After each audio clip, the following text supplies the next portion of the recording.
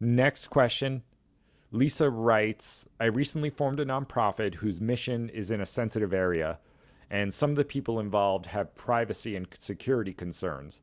How can we balance these concerns and approach board and volunteer recruitment in light of the organization's reporting and disclosure obligations? Mike, this is a real interesting one. I've gotten more than you might think. This kind of question has come up quite a bit. And I would say first step is to just make sure everybody understands what the organization's disclosure obligations are. The Form 990 is going to mandate, if you're a big enough organization, is going to mandate a lot of the disclosure of who's involved with the organization. But it's very specific, and Mike, fact check me if I miss anything, but part of the Form 990, you're going to need to list your board members, your officers, your key employees, as that term is defined, your 5 highest compensated employees making over 100,000. Same for independent contractors, your top 5 highest compensated, if above 100,000 per year. Outside of that, there's more flexibility. People who are involved in committees and volunteers, usually not a obligation to disclose those people.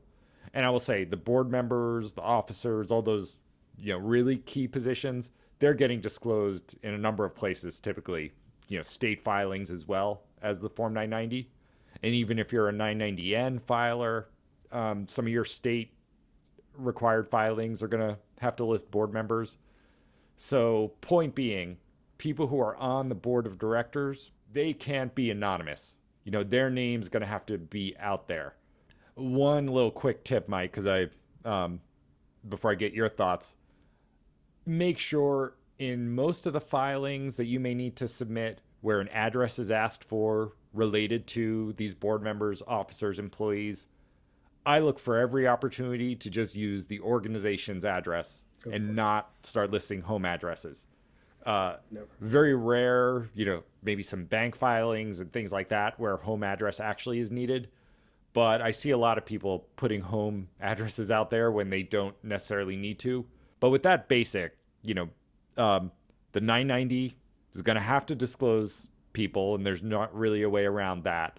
But kind of looking to involve people in a different way, advisory committee level, volunteer level, where they can have more anonymity. That's generally the way I think about this. But Mike, what are your thoughts? Yeah, Ben, and this will catch 95% of it, is I look to the 990 first and IRS related to these areas. And if I feel like I'm meeting that and what IRS, 990 shares publicly, we should be prepared to share publicly, questions asked.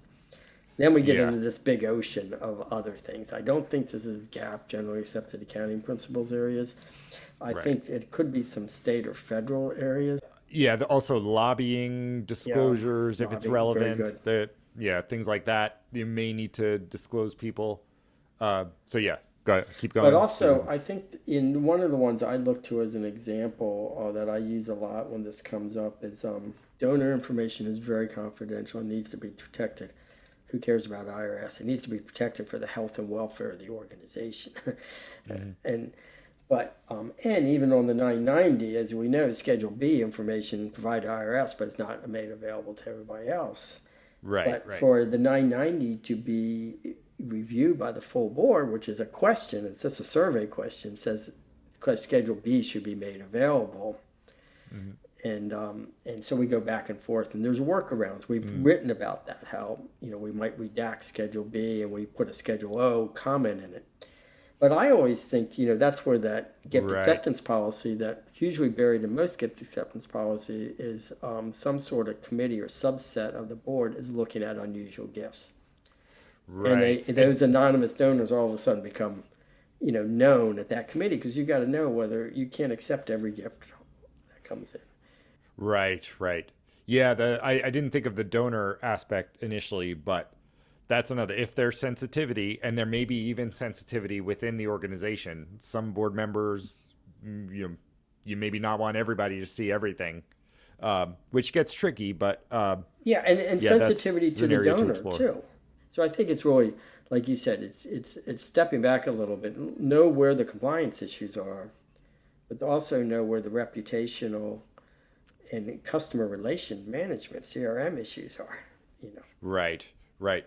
Now, Mike, I think the spirit of this question, just based on kind of past experience with similar questions, is, how do we get people involved, but kind of the people who have the most concerns, keep them protected and as anonymous as can be if there are these privacy and security concerns that are unique maybe to the organization. And the way I think about this, and there's not much better of an answer than this, but you need a core group of people who are willing to be out there and be named and can deal with whatever the blowback may be. Oh yeah. And I don't know the facts here. Yeah, everybody needs to understand that certain people have different roles, and you've got your people who can deal with the ramifications and are comfortable being out there. And part of the way you structure the organization will be kind of in protecting the other people who, have more sensitivities. And you can think of ways for them to work together, but you've got to have your board with that legal authority and then explore other ways to get people involved where they don't have to be named publicly. So does that make sense to you, Mike? And have you seen any kind of ways for the legal board, it's people sometimes call it, and the other ways to contribute, how they can work together? Yeah, I think again it's having a I think it comes back to the governance structure, and having subsets of I think of an ethics committee. I think I've seen this fairly recently where we don't make all staff positions names available to everybody. If we're doing a public safety oversight role, these staff need to be protected. We have people who are doing working with rehabilitation areas. They're working with people who are coming out of incarceration, public safety. They're out there on the ground. And so if they're not on the 990, five, highest compensated key employees, officers, and we have to disclose those. But we're protecting our public safety staff, and their names are not disclosed, and they're not required to. Yeah, I'm seeing more and more of these concerns as things get kind of politicized and, risks are all around us, and organizations kind of need to get creative.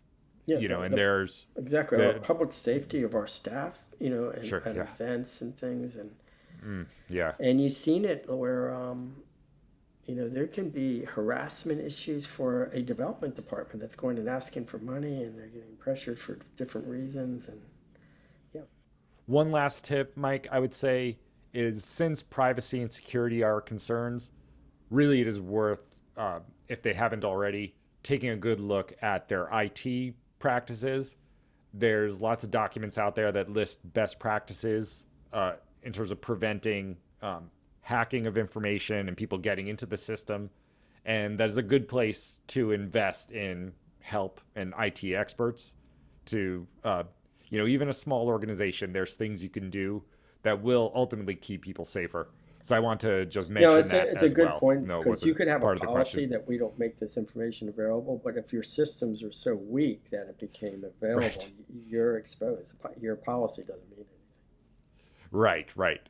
And people in the organization, IT security may not be their expertise or their thing, but there are fairly simple best practices that everybody can implement.